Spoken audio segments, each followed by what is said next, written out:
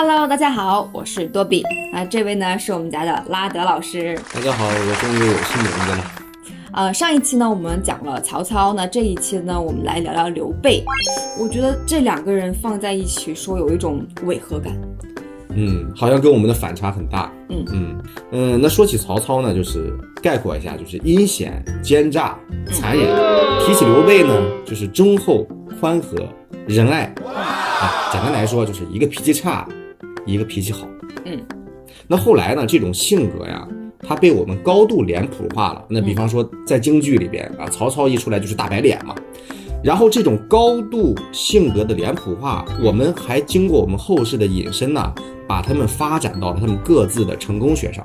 所以有一句话是这样说的嘛，说曹操的天下是打出来的，刘备的天下是哭出来的。那说会哭的孩子有奶吃吗？那你看，一个打一个哭，那这个哭显得比起那个打好像就显得怂了一些嘛。那我问你啊，那同样是领导，那你是喜欢能打的，那还是喜欢会哭又怂的那个呢？我喜欢能打的，拿小拳拳捶你胸口。那肯定是喜欢那个哭加怂的呀。那谁喜欢一言不合就杀人的领导？我以为你刚才说的那个是能打，是武力值很强。那历史上的刘备真的是又哭又怂吗？那他的那个江山真的是哭出来的吗？其实在历史上呀，曹操和刘备这哥俩哭的次数其实差不多。你看曹操的哭比较有名的，在《三国志》里边被记录下来的差不多大概有7次。比如说这个曹操哭郭嘉，分了好几年。曹操哭典韦，甚至说什么边哭边说自己死了长子曹昂，侄子曹安民都不如死了典韦伤心。曹操哭陈宫，哭着说陈老兄你死了你妈咋办呢？甚至后来他打进了邺城，慌不迭的连曾经把自己摁到地上摩擦，差点把自己打死的袁绍他都哭。还有这种操作？那刘备呢？那相比曹操刘备在《三国志》的哭统计了一下，大概6次，你看比曹操还少1次。比如刘备哭关羽，刘备哭法正，哭庞统，他都哭了。可问题是，连他的三弟张飞被部下张达、范强杀掉，死讯传到成都。三国志里记载刘备这个时候的表现，就几个字。哪几个字？亦非死矣。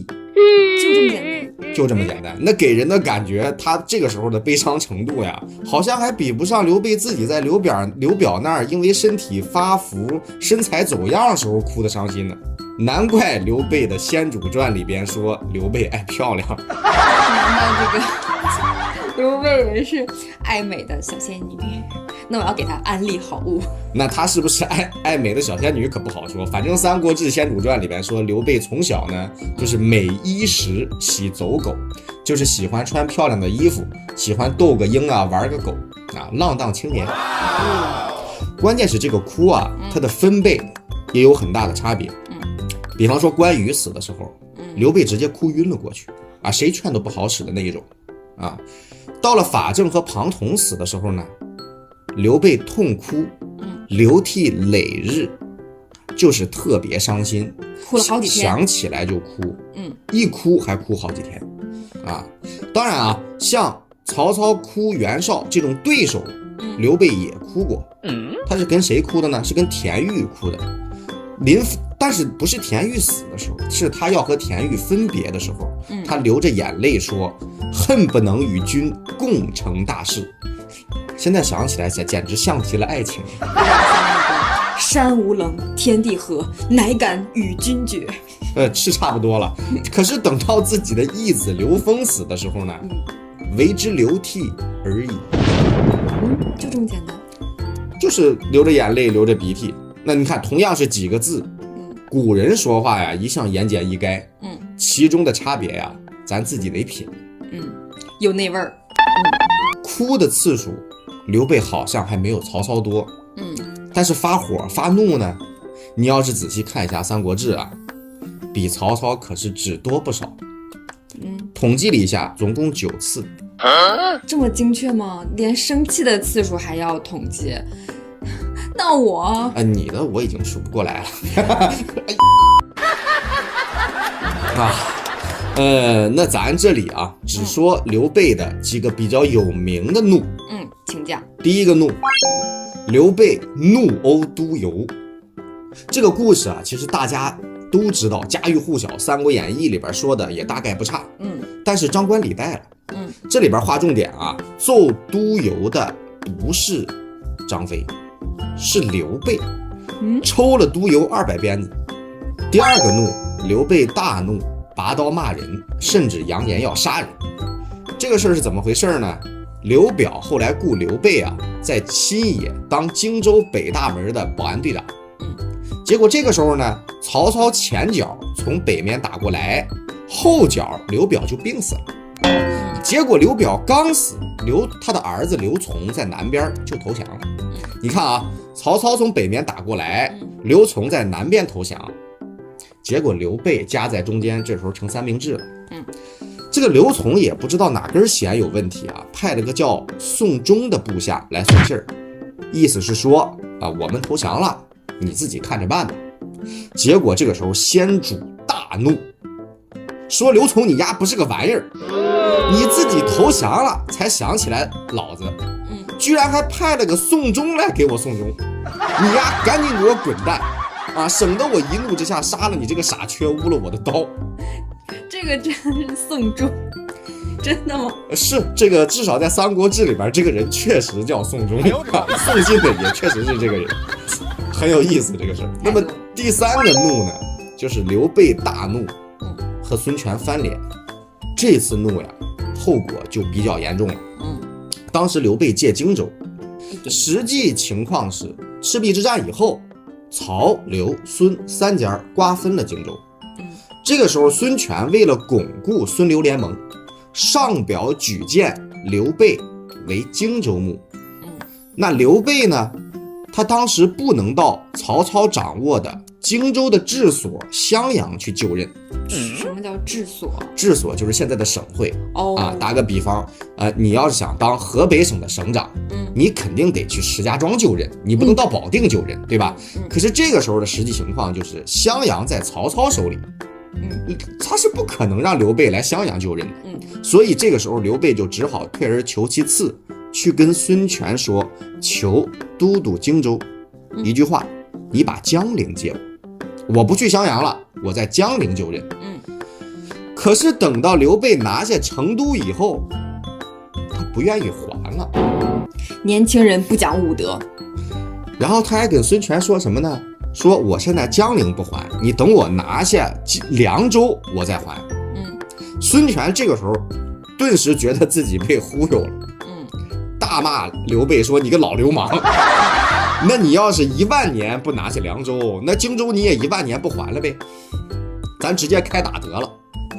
结果刘备一看孙权火了，一看这个架势拉起来了，腾的一下他也火了。说老子不发威，你当我还是当年那个四处流浪的游击队长啊？就也带着大部队从成都就杀过来了。这个时候双方就在前线对峙起来，大战一触即发。结果这个时候呀，阴差阳错，曹操不知道也是哪根弦出问题了，来搅局。这个时候突然打了汉中一家伙。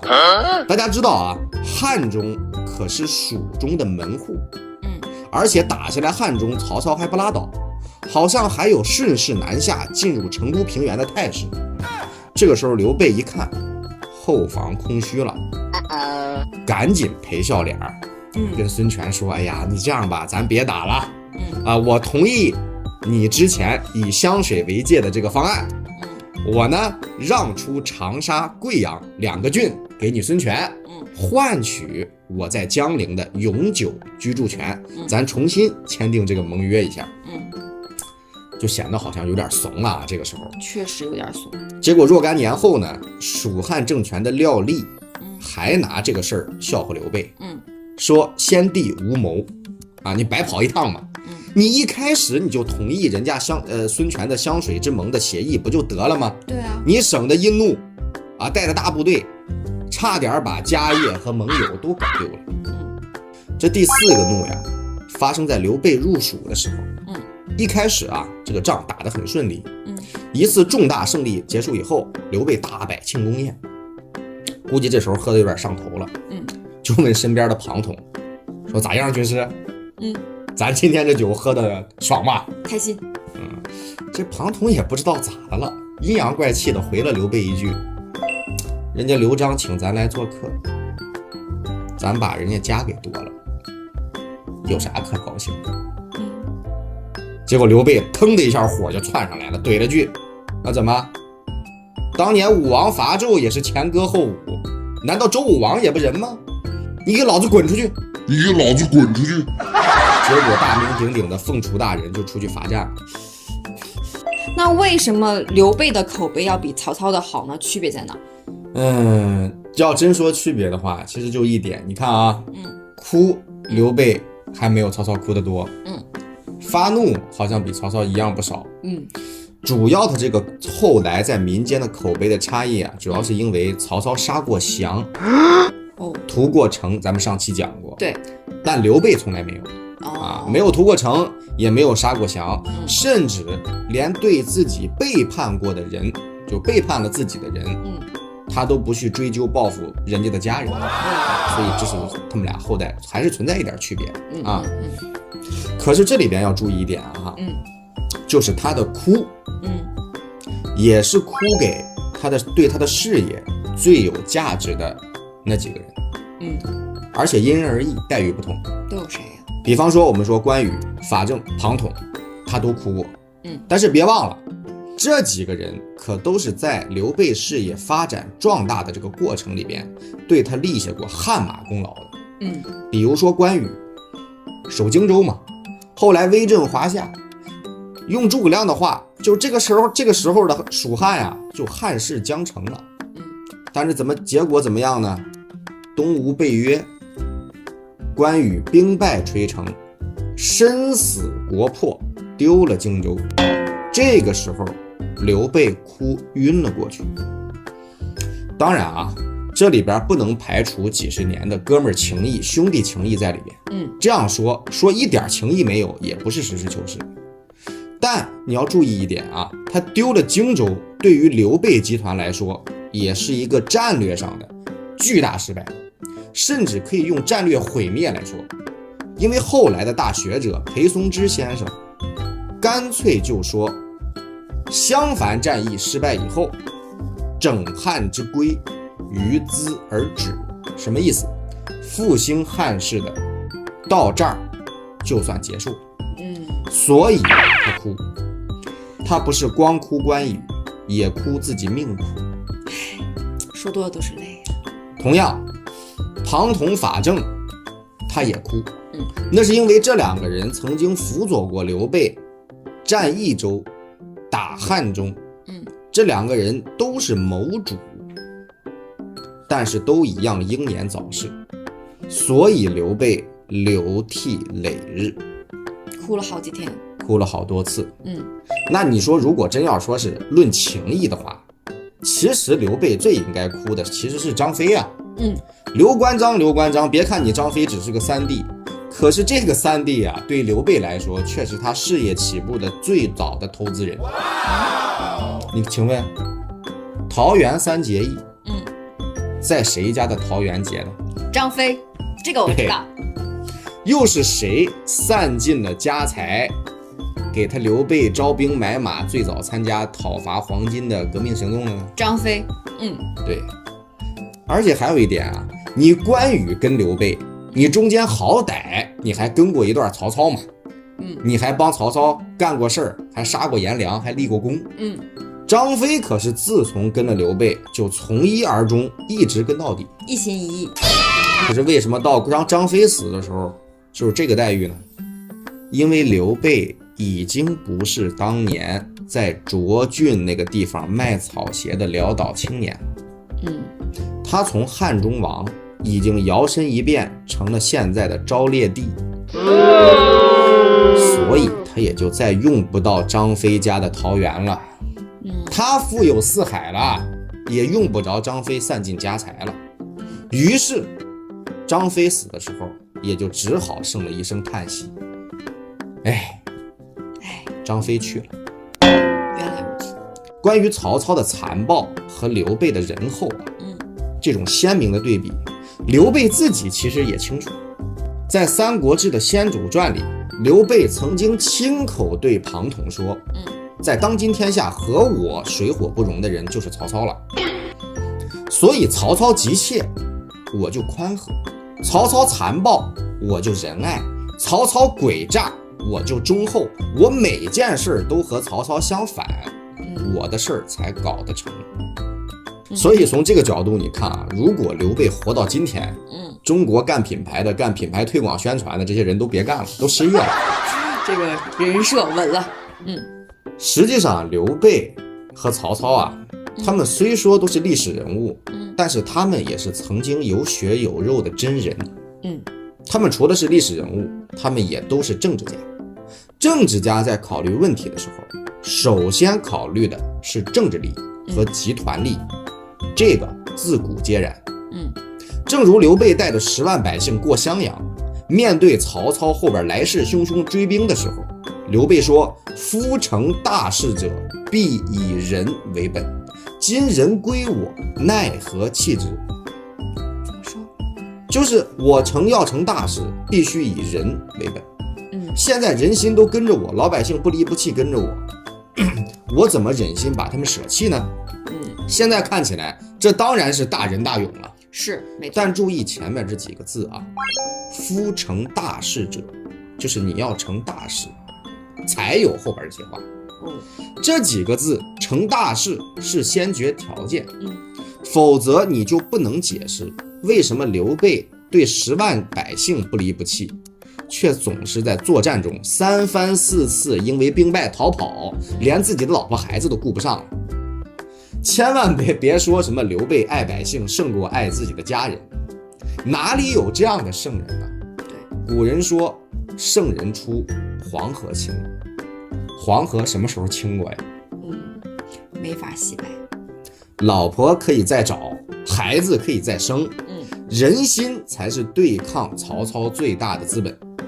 至少对于刘备来说就是这样。因此呢，我们对政治人物又应该怎么看？怎么看？你就像现在的，咱说一点现在大家都很关注的事儿，就像现在的拜登和特朗普一样。特朗普难道就真的是一个推特治国啊，经常念错字、打错字的这么一个傻瓜吗？或者说连拜登啊，就是一个和特朗普完全不一样的这个美国的救世主吗？也不是。其实不过就是特殊时代背景下不同利益集团的不同选择罢了。立场不同。而在这些斗争的过程中，普通民众在任何时代都不可能完全掌握到那些政治家们所掌握的信息。也正是由于这些信息上的不对称，解读政治人物，老百姓呢都只能通过电视上看到的、新闻里听到的推特上看到的去揣摩，而政治人物也正好投其所好，对症下药在推特上表演自己表演给自己选民想看到的那一面。而这一点恰好是我们读史的意义。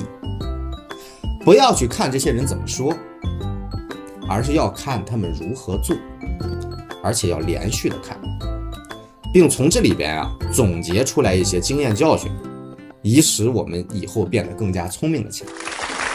学废了吗？学废了。读史可以让我们更加聪明。好啦，那这一期呢我们讲完了，你们还想听谁的故事可以给我留言哦。我们下期讲什么呢？来期待一下吧。拜拜。遇见了一个大哥，他看出我的脆弱，他说会好好对我，能给我很多很多，年龄也就60多。他说只爱我一个，带我告别了乏味的生活。谢谢我大哥，只爱我一个，只求大哥以后能够好好的对我。